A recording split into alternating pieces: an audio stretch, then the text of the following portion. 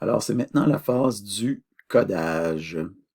Donc, c'est un exercice, en fait, c'est la première fois que je le donne sous cette forme-là. Donc, il n'était pas dans LinkPad la dernière fois que je l'avais donné. Je ne l'avais pas donné l'année passée. Donc là, je prévois 1 heure et demie. Euh, Peut-être ça va être 2 heures. Donc, ça me surprendrait que ça soit 1 heure. Donc, mais on ne sait jamais. Peut-être ça va être plus rapide que je pense. Donc, quand j'ai 1 heure et demie, je mets un point d'interrogation.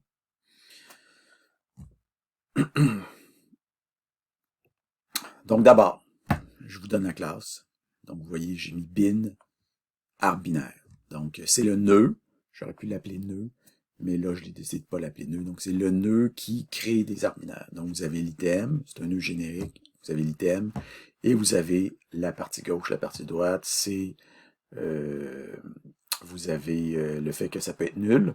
Donc, la partie gauche peut être nulle, la partie droite peut être nulle, et vous avez le constructeur avec un item et une partie gauche et une partie droite qui sont facultatives avec chacune de ces côtés-là qui peut être nulle aussi. Donc, je vous donne le nœud.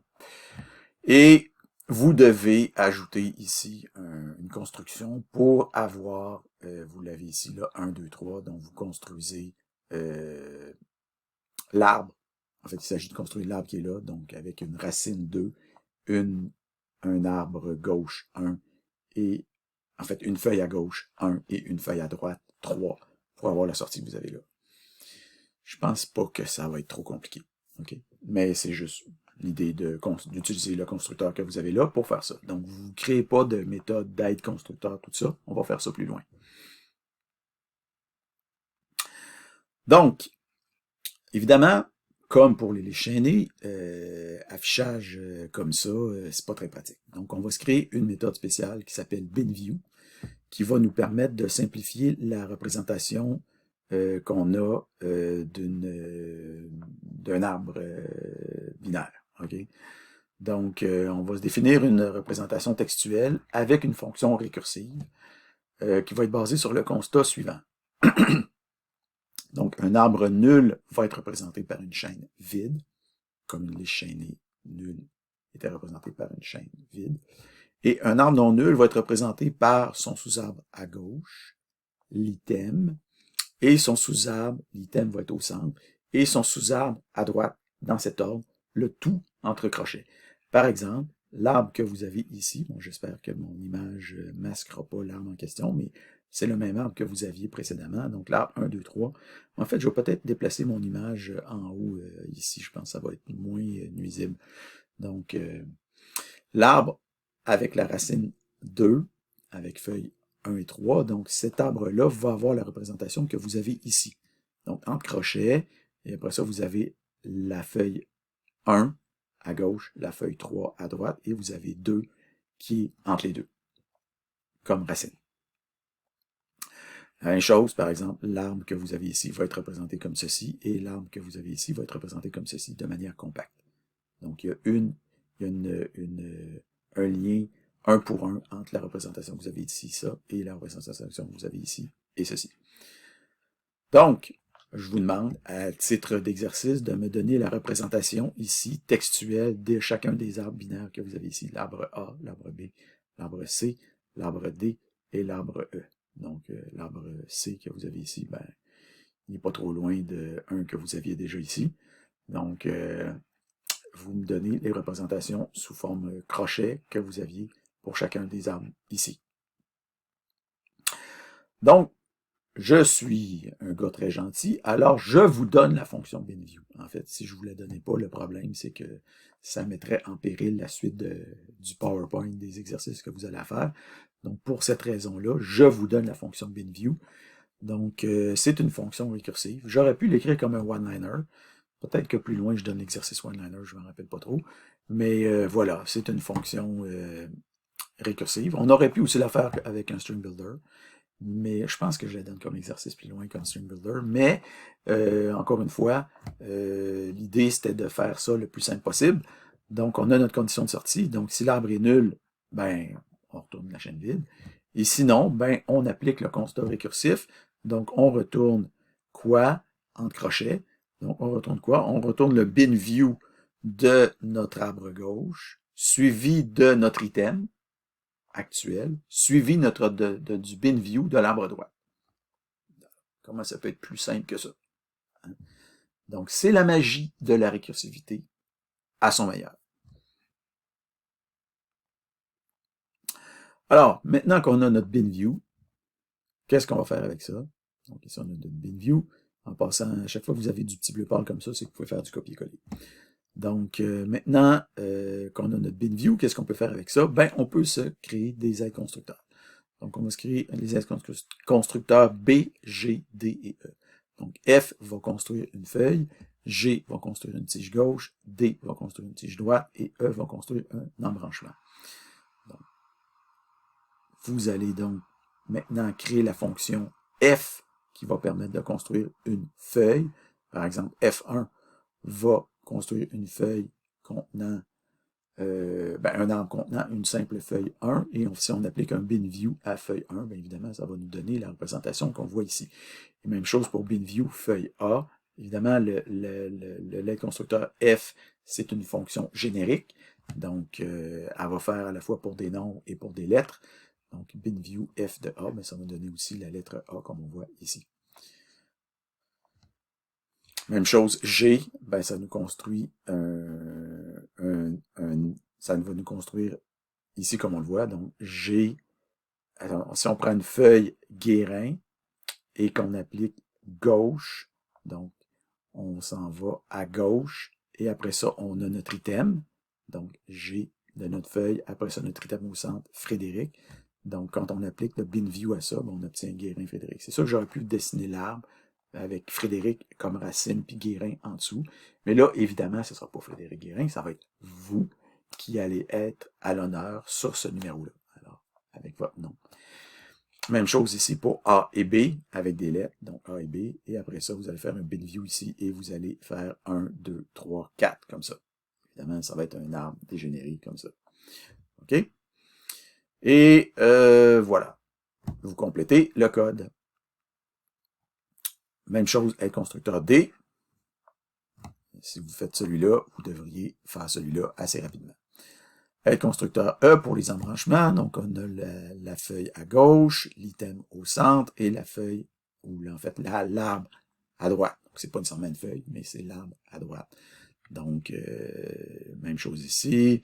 Et après ça, bon, ici, var view, bin view, arm. En fait, ici, ici, ce qu'on fait, c'est qu'on fait, on fait un bin view de ça ici, un bin view de ça ici. Ici, on crée un arbre, en fait. À vous de le créer. Okay. Puis après ça, on fait une bin view de cet arbre-là. Et on le dump. Donc, on l'affiche ici avec votre nom. Donc, ça, c'est l'arbre ici que vous allez devoir créer ici en utilisant les fonctions. Donc, ici, en fait, là, dans les saisies que vous faites, et vous comprenez que en bas ici, vous avez un paquet de code que je ne veux pas voir dans votre saisie. Je veux juste voir l'essentiel. Le reste, là, je ne veux pas voir ça. OK? Donc, et vous avez votre aide constructeur. Maintenant, vous allez ensuite de ça me créer une arborescence avec les aides constructeurs que vous avez codés précédemment. Donc, vous allez me créer l'arborescence que vous avez ici et dont le bin view est ce que vous avez ici.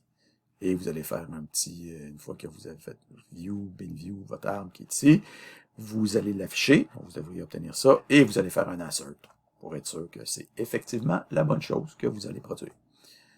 Alors évidemment, si c'est pas la bonne chose, mais ça va planter, ça va afficher un message d'erreur. Ensuite de ça, on se définit une méthode spéciale qui s'appelle binRandom, qui va créer un arbre binaire aléatoire. Donc la question, c'est l'idée ici, c'est de créer un arbre qui va être gros. Okay? Donc, en fait, ça dépend des coefficients qu'on y passe pour, après ça, s'amuser à créer des fonctions peut-être un peu plus sophistiquées. Hein, parce que là, jusqu'à maintenant, c'est des petits arbres qu'on crée. Bon, peut-être vous allez regarder ça, vous allez dire, ben ça, c'est un gros arbre. Non, c'est pas un gros arbre. OK? Donc, on veut travailler sur des arbres qui contiennent 50 à 100 nœuds un peu plus loin dans le document. Donc, c'est pour ça qu'on se crée une petite méthode ici, binRandom. Mais notre binRandom, si on y donne un germe à notre générateur de nombres aléatoires, si on lui donne un bon germe, ben, on peut faire on peut faire en sorte que notre bin random va nous générer exactement l'arbre, un arbre spécifique. OK? Donc, anyway, je vous fournis le bin random, ça fait que vous êtes capable de faire ce que vous voulez avec. Donc, si vous faites un bin random ici, avec un new 8, ici new 8, vous voyez ici, il y a un générateur de nombres aléatoires en position random ici, fait que quand vous faites un new 8, vous passez un nouveau générateur qui est initialisé avec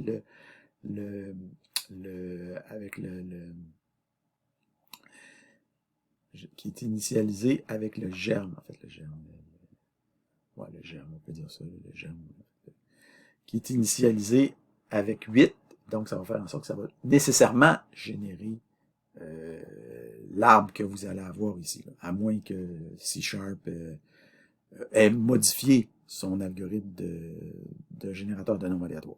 Okay? Ce qui peut toujours arriver entre ce que là et ce que vous, la mise à jour que vous allez faire. Mais c'est extrêmement peu probable. Donc, alors, vous faites ça, puis vous vérifiez avec votre assertion. Donc, ça devrait vous afficher ça, vous faites l'assertion. Donc, en fait, c'est juste pour vérifier, en fait, que le nombre aléatoire, en fait, justement, il n'est pas modifié. C'est pour ça que je fais ça. Donc, si jamais vous n'avez pas le bon affichage ici, ben, envoyez-moi un message parce que ça veut dire qu'il y a un petit problème pour la suite. OK? Donc, ça voudrait dire qu'il faudrait que je refasse mon PowerPoint, en fait. Donc, j'espère que ça n'arrivera pas. Parce que là, c'est moi qui est dans le trou. Donc, maintenant, on peut enfin passer aux choses sérieuses. Donc, tout ce qui précède, en fait, servait à mettre la table pour arriver jusqu'ici. Donc, maintenant, on va coder une méthode qui s'appelle binCount. Donc, binCount, qu'est-ce que ça va faire? Ça va compter le nombre de nœuds qu'on a dans un arbre binaire. Donc, on peut calculer de manière récursive le nombre de nœuds qu'on a dans un arbre binaire basé sur le constat suivant. La taille d'un arbre vide est 0, évidemment. Et la taille d'un arbre non vide, c'est quoi? C'est la taille du sous-arbre gauche plus la taille du sous-arbre droit plus 1. Alors, voilà, coder une fonction générique qui calcule la taille d'un arbre binaire. On va voir la prochaine diapo. Ouf. Donc, moi, je l'ai codé probablement comme un one-liner. Mais, comme j'ai pas mis rien ici, vous pouvez la coder comme un one-liner ou comme un multi-liner, comme vous voulez. Alors, voilà, vous faites ici, vous voyez qu'il y a des bin count, des bin count, des bin count, parce que je veux avoir plusieurs exemples différents. Donc, vous voyez ici qu'il y a des affichages. Donc, il y a le cas nul, il y a le cas avec une seule feuille, etc. Vous devez avoir tous ces chiffres-là qui s'affichent correctement, avec votre total qui s'affiche correctement. Votre nom, si tout ça fonctionne, pouf, vous avez réussi votre bin count. Après ça, bin hauteur, qui est aussi une fonction récursive, qui va calculer la hauteur d'un arbre, donc qui est basée aussi sur une fonction, c'est ça, récursive. Et vous allez juste aller voir la théorie, où on avait aussi exprimé de manière récursive comment pouvait se calculer la hauteur d'un arbre. Donc, vous voyez la théorie. Après ça, bin contains, qui aussi peut se coder de manière récursive. Donc, et qui aussi, là, il va peut-être avoir un petit challenge, donc qui aussi devrait être efficace. Okay? Donc, bin contains détermine si un élément est dans l'arbre ou pas.